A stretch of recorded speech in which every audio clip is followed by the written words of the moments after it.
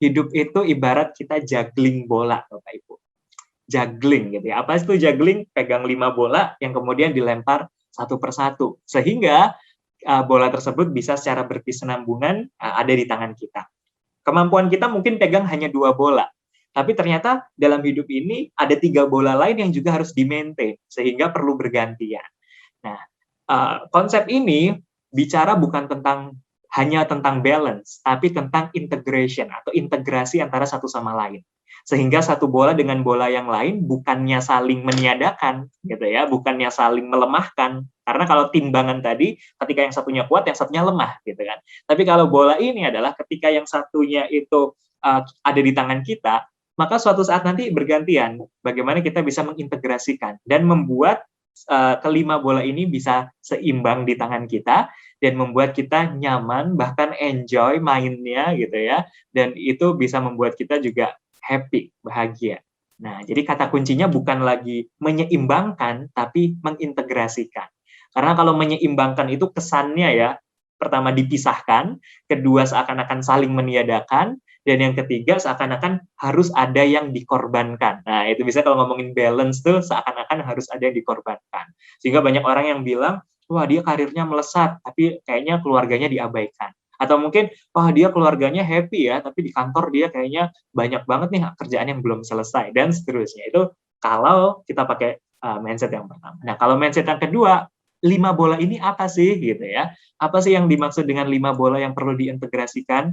So, teman-teman, 5 bola ini kalau teman-teman lihat ada bola berwarna biru yang terbuat dari kaca, ya, terbuat dari kaca. Artinya apa? Bola ini ketika kita salah melempar, ketika kemudian tidak terintegrasi dengan baik, lalu dia terjatuh, dia bisa pecah berkeping-keping dan sulit untuk dikembalikan ke bentuknya semula. Itu adalah 4 bola kaca. Sementara 1 bola ini terbuat dari karet. Sehingga ketika bola ini terlepas, lalu bola ini misalnya terjatuh, maka kita masih bisa mengambilnya kembali. Tidak akan terjadi apa-apa atau hal yang fatal terhadap 1 bola ini. Apa saja yang dimaksud dengan bola kaca dan bola karet ini, Bapak Ibu? Bola kaca yang pertama adalah keluarga, family. Ketika dalam hidup ini kita lengah sedikit saja kemudian membuat yang namanya keluarga ini berantakan, maka sangat sulit untuk bisa mengembalikannya. Yang kedua, Bapak Ibu, adalah pertemanan, persahabatan, silaturahim, hubungan sosial kita dengan tetangga kita, dengan rekan kerja kita secara personal, as a friend gitu ya, dengan teman-teman dulu SMP, SMA, kuliah gitu ya. Itu adalah hal yang perlu kita jaga selanjutnya dalam hidup ini. Yang ketiga adalah kesehatan. Kesehatan tentunya kesehatan fisik dan juga kesehatan mental.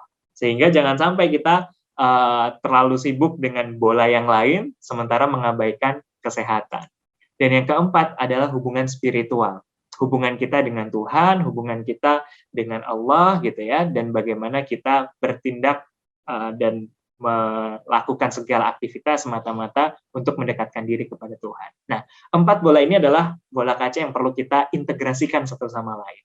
Sehingga bagaimana hubungan pertemanan bisa mendekatkan diri kita kepada Allah, hubungan antar orang tua dengan anak juga bisa saling menguatkan kesehatan fisik dan mental kita di rumah, misalnya pola makan gitu ya, kemudian bisa saling sharing sehingga tidak ada yang dipendam. Kemudian bagaimana aktivitas spiritual kita, misalnya ritual ibadah, itu tidak hanya sebatas ritual, tapi bagaimana itu juga bisa merekatkan hubungan kita dengan teman kita, bisa meningkatkan kesehatan kita dan juga keluarga kita. Nah, tetapi kadang Bapak Ibu dan teman-teman semua, kita teralihkan, fokus kita dalam mengintegrasikan ini teralihkan hanya dengan 1 bola, yaitu tentang, kalau Bapak Ibu lihat di sini, adalah pekerjaan. Banyak yang orang yang mati-matian gitu ya, ketika lagi juggling bola ini, mati-matian justru menyelamatkan atau berusaha semaksimal mungkin, hanya untuk supaya 1 bola ini itu bisa bertahan terus, sehingga mengorbankan yang lain.